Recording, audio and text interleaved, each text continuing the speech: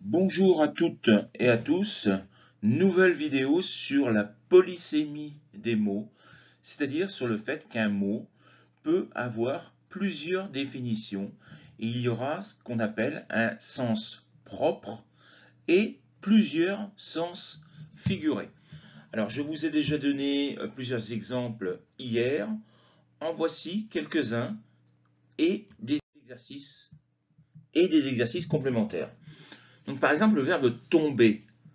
Au sens propre, il veut dire chuter, faire une chute, tomber dans les escaliers par exemple. Mais dans l'expression ne pas tomber dans l'oreille d'un sourd, il n'a pas le même sens. C'est-à-dire, j'ai appris par exemple que l'entreprise va licencier, ce n'est pas tomber dans l'oreille d'un sourd, donc je vais profiter de cette information. Une vipère, c'est évidemment un serpent dangereux, mais avoir une langue de vipère, c'est dire des choses méchantes sur les autres. La langue, c'est une partie de la bouche, mais ne pas avoir sa langue dans sa poche, c'est dire tout ce que l'on pense, sans se soucier de la réaction des autres.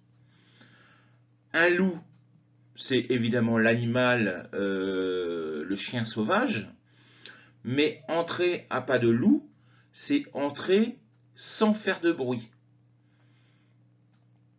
Les oreilles, ce sont bien entendu les organes que nous utilisons pour écouter ou pour entendre, mais quand on dit les murs ont des oreilles, ça veut dire qu'il faut faire attention à ce que l'on dit parce que d'autres personnes peuvent nous entendre et profiter de ce que nous avons dit.